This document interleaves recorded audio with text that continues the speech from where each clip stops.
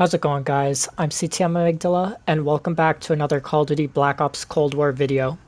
In today's video, I'll be showing you guys the easiest way to get the Pistols Plague Diamond in Zombies.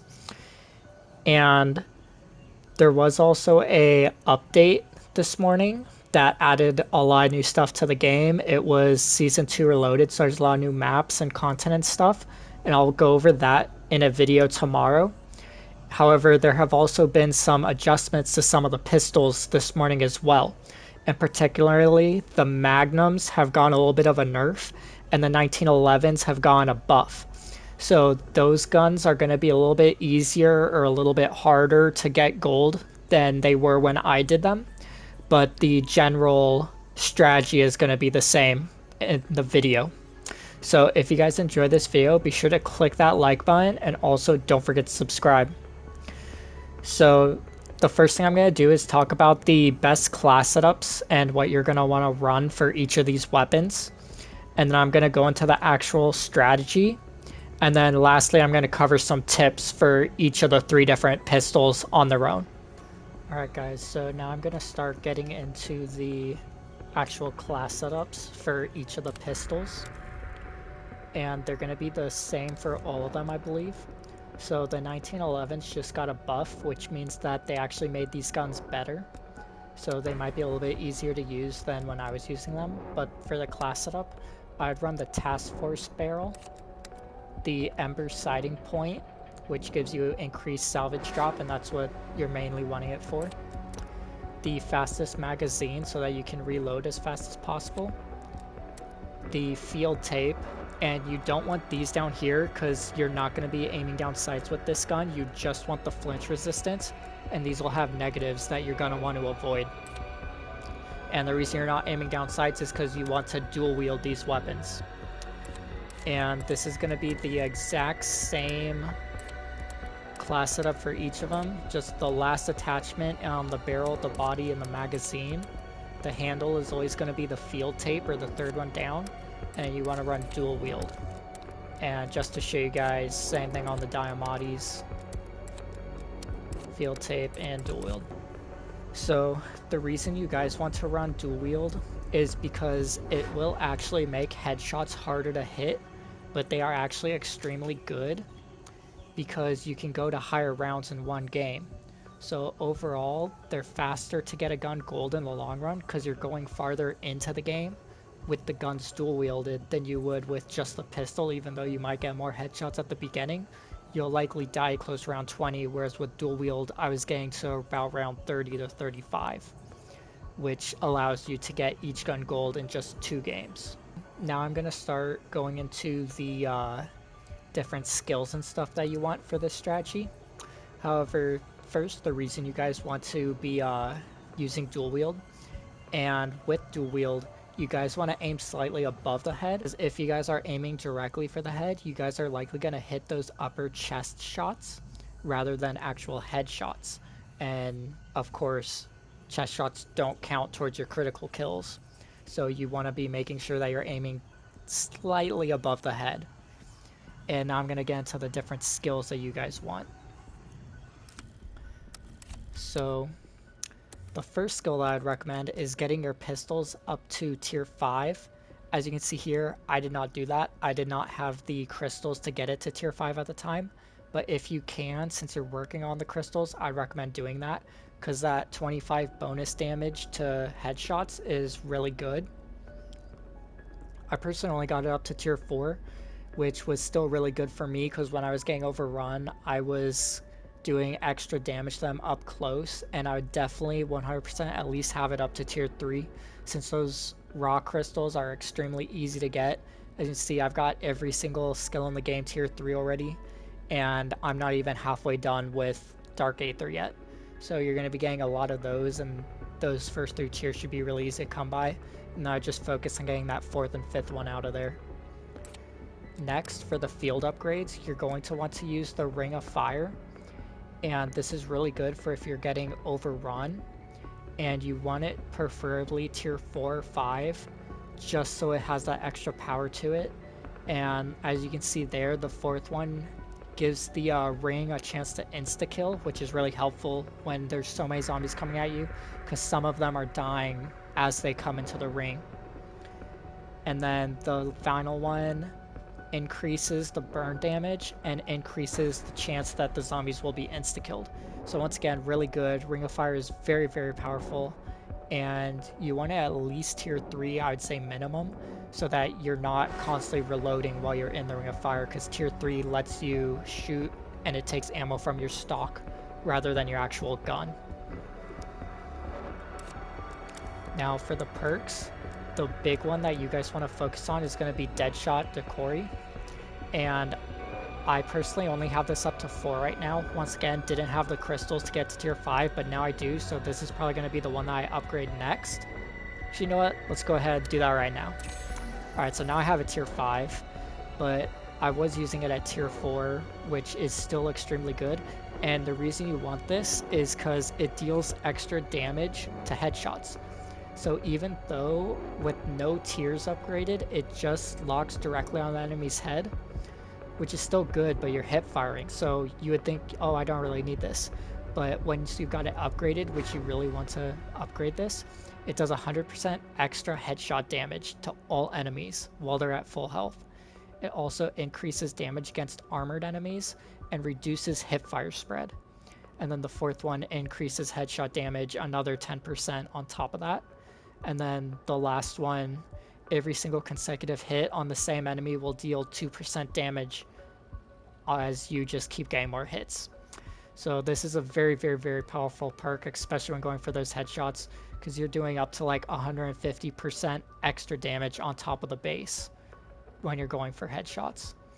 All the rest of them I would buy later in the thing, but you really want to prioritize getting Deadshot first, even over Juggernaut and Quick Revive, because just having those headshots is going to help you out so much, and that's mainly what you're going to be wanting to go for these. And then lastly, for the ammo mod, you're going to want to be using Cryo Freeze. And what this does is it slows enemies and special enemies coming towards you. So like the mimics and the manglers and stuff, you can slow those down. So this is very helpful for taking out with those boss zombies. And it also slows all the regular zombies if you're getting overrun. And the spot that I'm going to show you is kind of like a catwalk. So you should be able to slow them before they get to you. And then on higher rounds, the thing with Cryo Freeze, when it's fully upgraded, it also deals more damage to enemies that are frozen. And once an enemy, like the ice shatters, it spreads it to 5 more enemies. So it's like a unlimited Cryo Freeze pretty much. So you're pretty much freezing every single zombie that you come across. Very, very good. And it does not take away from critical kills, which is the biggest factor with this.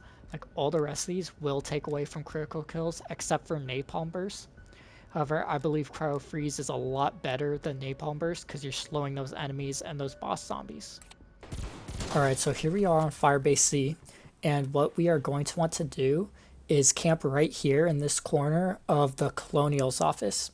And for those of you guys that don't know, where the 3rd generator is, near Juggernog, right above that is going to be a staircase, and at the very back of that staircase is going to be the Colonial's office. You can't miss it. It's exactly where I'm saying right now in the game. You might see me run around a little bit later to get a better idea of where it is, but you're going to want to stand in this back corner watching that catwalk. And zombies are also going to come to the side, but as you can see, pretty easy to take out as long as you have everything upgraded correctly, even the manglers.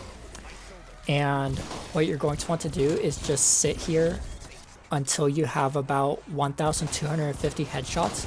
Personally, I recommend even going up to like 1,500 or 1,700, just because at those delay rounds you're getting them faster, and it's better to just try and get as many as you can without restarting. But I think the rounds start getting way too long once you get like up into the 40s, and I personally like quitting around like 32 to 37ish, which is usually when you have about 1,250.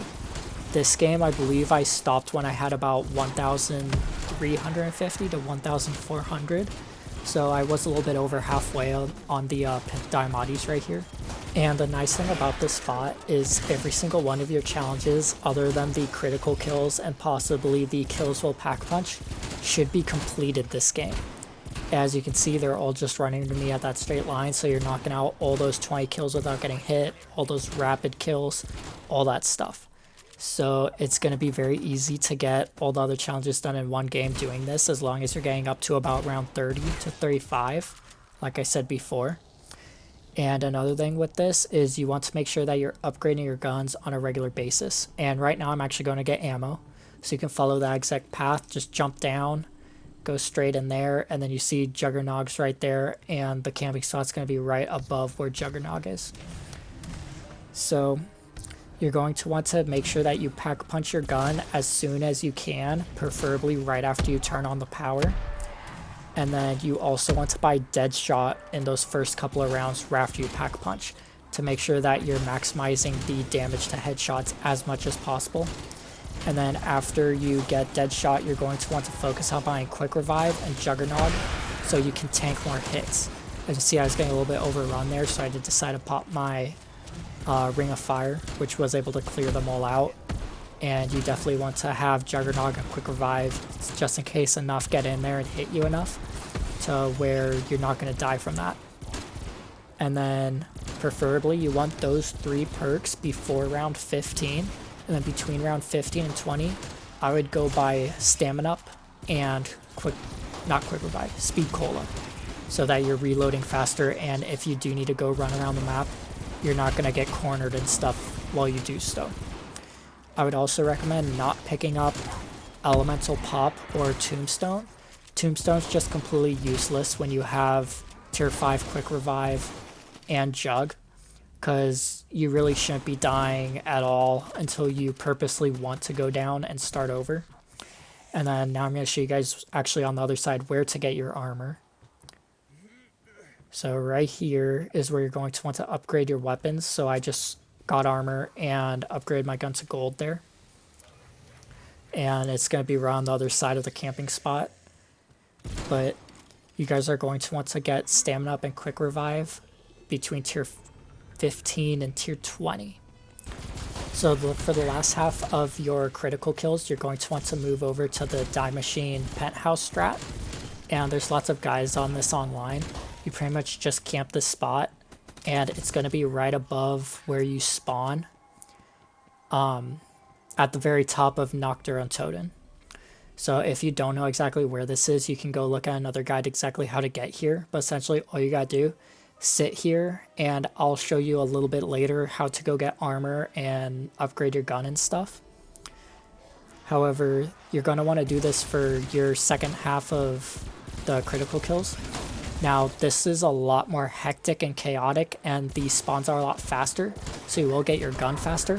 However, it's a lot easier to die. I personally cannot get into the 30s on this spot. I usually die around the late 20s, I would say. So I would recommend doing a little bit more on Firebase C. That's why I recommend going up to maybe 1,500 to 1,700 rather than just stopping at the exact halfway mark, because likely you won't be able to get it in one game just because of how fast the zombies are rushing you.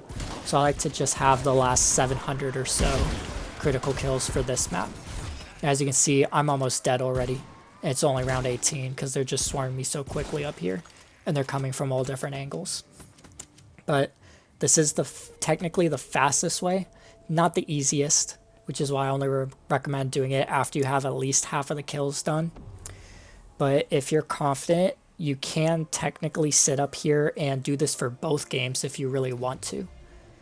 And because this is going to be a way faster method other than the elite zombies if you're doing it solo. However, for the elite zombies, you're going to be running Firebase, so I personally would recommend do Firebase once and then do Die Machine once.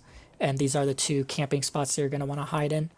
Same thing goes for all the perks and stuff. You've got your perk machine right behind you that has all the different perks in it.